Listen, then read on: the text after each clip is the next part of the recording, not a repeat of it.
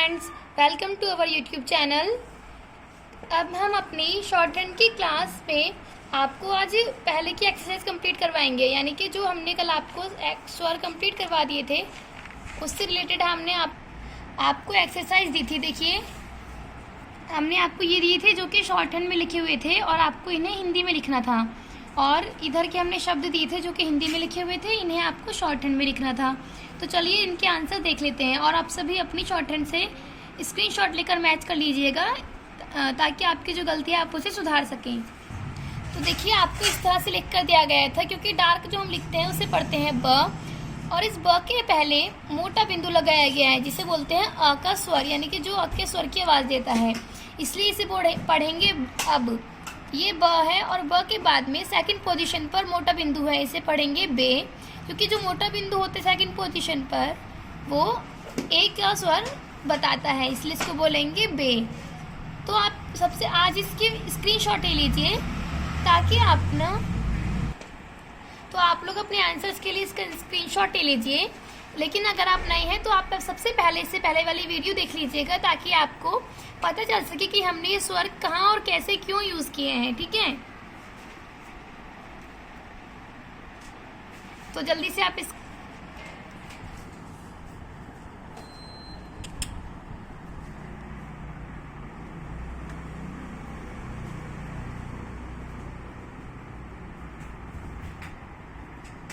तो देखिए फ्रेंड्स, ये वो शब्द है जो आपको हिंदी में दिए गए थे, इनको हम ये शॉर्ट हैंड में लिखना था। इसके पा था तो हमने प बनाकर उसमें मोटा डैश लगाया।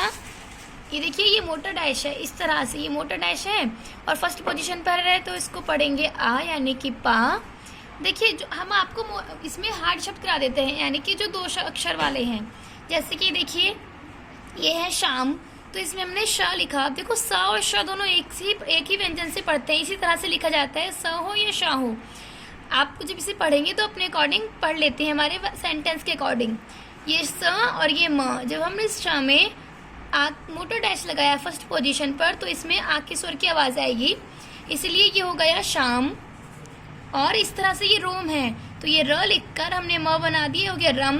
लेकिन जब इसमें सेकंड पोजीशन पर हम मोटा डैश लगाएंगे तो इसको पढ़ेंगे ओ, यानी कि रोम।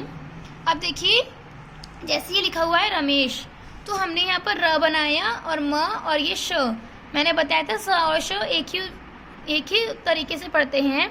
तो ये देखिए, म के नीचे हमने नीचे लगाया है बिंदु ए का, क्यों? क्योंकि रमेश में म के बाद ए की आवाज़ आ रही है, इसलिए हमने नीचे की तरफ लगाया है, तो ये हो गया रमेश। अब जैसे हमें लिखना है पालतू, तो ये प है और प पर हमने आ का स्वर लगाया है, तो ये प, ये ल और ये त, और त पर थर्ड पोजीशन पर ऊ का हमने स्वर लगाया है, तो ये हो गया पालतू। तो इस तरह से हमें ये शॉर्ट हैंड में लिखना है। इस तरह से कई शब्द आपको दिए गए थे, तो आप सभी ने आई होप इसकी बहुत ज़्यादा प्रैक्टिस की होगी, और आप सभी की जो भी इसमें गलती निकलती, जिस भी शब्द में आप उसको कम से कम 10 बार लिखिएगा, लेकिन जितना ज़्यादा हो सके उतना ज़्यादा लिखने की कोशिश करें। चलिए फ्रेंड्स, शुरू करते हैं अपनी आज की क्लास। आज हम आपको सिखाएंगे त वर्ग की दाईं और बाईं रेखाओं का प्रयोग करना। देखिए, हमने आपको बताया कि त इस तरह से भी लिख सकते हैं आप और इस तरह से भी, तो ये होता है आपका दाहिना त, यानी कि दाहिना त की रेखा। जैसे कि हम इधर ऐसे बनाएंगे तो ये राइट साइड पर हमारा हाथ घूमता है, जब हम इस तरह से बनाते हैं तो हम ये लेफ्ट साइड वाला होता है। तो हम आपको बताएंगे कि राइट वाला कब बनाना है और लेफ्ट वाला कब बनाना है। देखिए, जब यदि त के बाद क वर्ग, प वर्ग, र, स और ल आए तो कौन सा त बनाते हैं? तो आपको दाहिनी तरफ का त बनाना है, ये वाला। ये आपका होता है राइट साइड वाला त, यानी कि जो त राइट साइड से बनाया जाता है। जैसे कि हमें लिखना है तप, तो हम बनाएंगे राइट साइड वाला त, और ये प हमें लिखना है जैसे कि दक, तो हम लिखेंगे ये द और ये क, हल्का सा ये हो गया दक। हमें लिखना है थक, तो ये देखिए थ, और इसी से लिखेंगे क, तो ये हो गया थक। देखिए ऐसे, तो हमें इसमें लिखने में टाइम ज़्यादा नहीं लग रहा, और इजी टू रीड भी है और इजी टू राइट भी है। अगर मैं ये वाला राइट वाला त बनाती हूँ लेफ्ट साइड वाला और इसमें क जोड़ती हूँ तो ये तक पढ़ने में लिखने में टाइम लगेगा, देखिए ऐसे।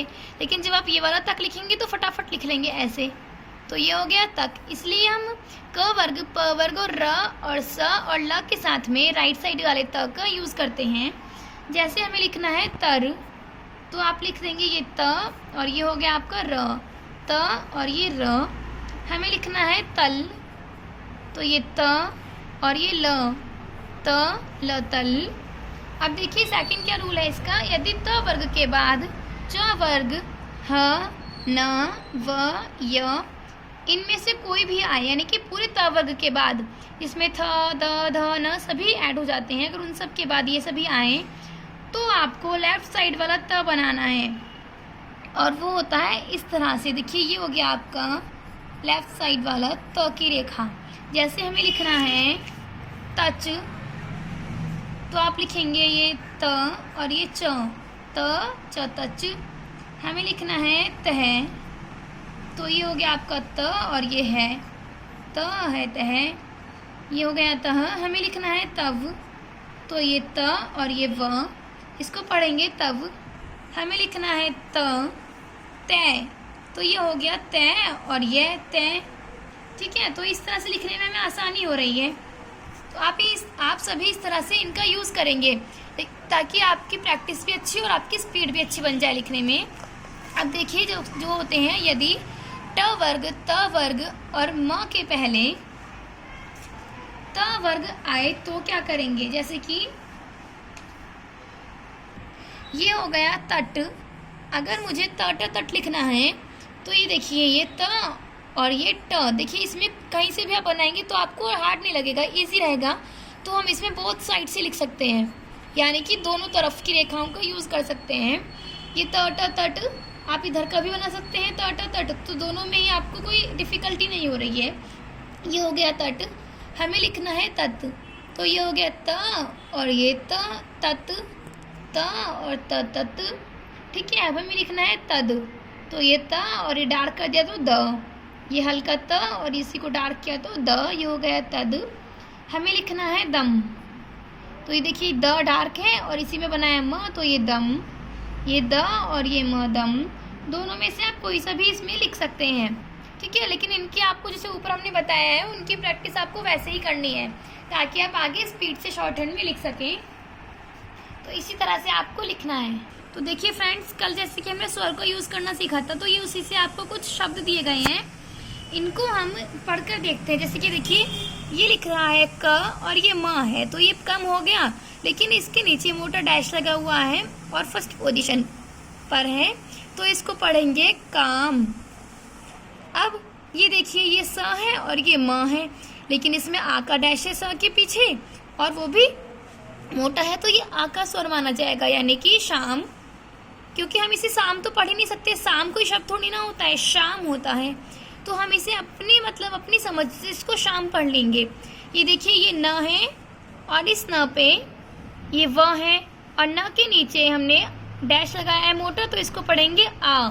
अब इसको न के बाद में बोलेंगे, क्योंकि अगर ये ऊपर होता तो हम पहले बोलते, लेकिन ये न के नीचे है तो इसको पढ़ेंगे नाव। ये बन गया आपका ये है आपका च और ये ल, तो इसको पढ़ेंगे चील। क्योंकि ई की जो मात्रा है, देखिए ई की मात्रा का हम किस तरह से यूज़ करते हैं।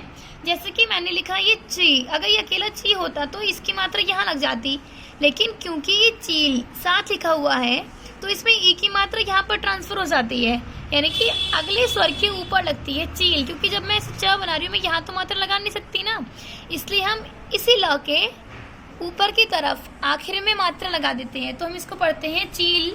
जैसे हमें लिखना होता रूल, तो ये देखिए ये रू, ये र मेरा और ये ल, तो रूल हमें लिखना था। तो ये र की जो ऊ की मात्रा होती है, ऊ की पोजीशन थर्ड पोजीशन होती है, यहाँ पर हमें लगाना चाहिए, लेकिन ऊ की मात्रा भी आगे ट्रांसफर हो जाती है अगले स्वर पर रूल, क्योंकि वो रूल बोल रहे हैं जब हम, तो र को छोड़ दें अगर तो ऊल हो जाता है, यानी कि लैक पर ऊ की आवाज़ आ रही है, तो इसीलिए हम ऊ की जो मात्रा है ऐसे लैक के ऊपर लगाएंगे। तो अब हम इसको पढ़ेंगे रूल, तो इसीलिए हमने इसको पढ़ा है चील। ये देखिए ये है आपका ख और ये आपका द, तो इसको पढ़ेंगे खाद, क्योंकि इसमें ख के नीचे मोटा डैश लगा हुआ है फर्स्ट पोजीशन पर और ये आ के स्वर की आवाज़ लगाता है, इसलिए इसको पढ़ेंगे खाद। ये हो गया आपका खास, ये हो गया आपका खाल। क्यों? क्योंकि ये आपका ख है और ये ल बनाया हुआ है, तो इसको पढ़ेंगे खाल। हमने आपको बताया था आप ऐसे भी लिख सकते हैं और ऐसे भी, तो ये हो गया खाल। तो देखिए फ्रेंड्स, ये आपको इसी तरह से करने हैं। अभी हमने आपको यहाँ बताया था ना, ई की मात्रा आगे ट्रांसफर हो जाती है और ऊ की मात्रा भी आगे ट्रांसफर होती है। तो एक बार उसकी एग्जांपल देख लेते हैं।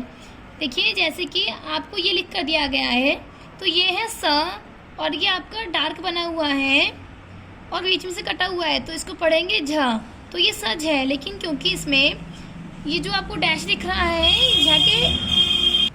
झ के पीछे लगा हुआ है और थर्ड पोजीशन पर है, तो ये जो डैश है ये आपको ऊ के स्वर की आवाज़ देगा, बड़े ऊ के स्वर की आवाज़। तो इसको आप पढ़ेंगे सूझ, क्योंकि ये स है और स को अगर हम छोड़ दें तो ये ऊज हो गया, यानी कि सूझ। उसी तरह से ये लिखा हुआ है ब और ये झ। अब झ के ऊपर थर्ड पोजीशन पर इसके पीछे यानी कि इसके पहले लगा हुआ है ऊ का स्वर, तो ये हो गया बूझ। इस तरह से आपको करना है। अभी देखिए ल और ये ट है और ट से पहले थर्ड पोजीशन पर ऊ का स्वर है, तो इसको पढ़ेंगे लूट। समझ में आया आपको? ये हो गया लूट। तो घर से आपको इस पूरी एक्सरसाइज की प्रैक्टिस करनी है, तो आप इसका स्क्रीनशॉट ले लीजिएगा और आपको अगर किसी भी शब्द में या किसी भी शॉर्ट हैंड में कोई प्रॉब्लम होती है तो आप हमें कमेंट करके पूछ सकते हैं। अब देखिए, जैसे कि ये हिंदी में हमें दिया गया और इसको हमें संकेत लिपि में लिखना है, यानी कि शॉर्ट हैंड में।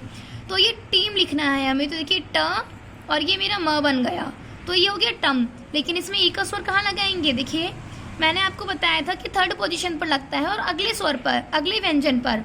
ये ट है और ये म है, तो देखिए म से ऊपर टीम। ट को छोड़ दे तो ईम हो रहा है, इसलिए म के पहले थर्ड पोजीशन पर लगा देंगे मोटा बिंदु, इसको पढ़ेंगे टीम। हमें लिखना है अफीम, तो ये आपका हो गया फ, ये म, अफीम। देखिए अ, यानी कि फ से पहले हम मोटा बिंदु लगाएंगे, इसको पढ़ेंगे अ। फ की जो मात्रा है एक ही, वो आगे वाले व्यंजन पर लगेगी ऐसे, तो इसको पढ़ेंगे अफीम। हमें लिखना है बूट, तो ये हो गया आपका ब और ये ट। अब ऊ की मात्रा कहाँ लगाएंगे? ब पर लग रही है, लेकिन अगर ब को छोड़ दी तो यह ऊट, यानी कि ट के पहले। तो ट के पहले थर्ड पोजीशन पर लगाया अगर मोटा डैश, तो इसको पढ़ेंगे बूट। ये देखिए मूल, तो ये म और ये ल और ल के पीछे पहले हमने लगाया मोटा डैश, तो ये हो गया मूल। हमें मेल लिखना है, तो मेल में तो वही रहेगा, जैसे म के नीचे ही एक ही मात्रा लगेगी, इसको पढ़ेंगे मेल। हमें लिखना है सीर, तो ये हो गया स और ये र, सर सर। हमने इस स की मात्रा ई की यहाँ रै पे लगाई, तो इसको पढ़ेंगे सीर। ठीक है, तो ये हो गया। आपको बस ई की और ऊ की मात्रा का ध्यान रखना है कि अगर ई की मात्रा पहले स्वर पर है तो वो पहले व्यंजन पर है, तो वो अगले व्यंजन पर लगती है, और उसी तरह से ऊ की। तो आपको इसकी भी प्रैक्टिस करनी है। आप इसका स्क्रीनशॉट ले लीजिएगा। तो दोस्तों, अगर आपको हमारी वीडियो पसंद आई है तो प्लीज़ लाइक और शेयर और कमेंट करके ज़रूर बताइएगा। और यदि आप चैनल पर नए हैं तो प्लीज़ चैनल को सब्सक्राइब कर लीजिएगा और बेल आइकन को प्रेस कर दीजिए, ताकि आपको आने वाली वीडियो की जानकारी मिल सके। और आप हमारी स्टार्टिंग की वीडियो ज़रूर देखें, क्योंकि जब तक आप इसमें व्यंजन को कैसे लिखना नहीं सीखेंगे, तब तक आप स्वर का यूज़ करना भी नहीं सीख पाएंगे। तो हमें कमेंट करके ज़रूर बताएं आपको हमारी वीडियो कैसी लगी। धन्यवाद।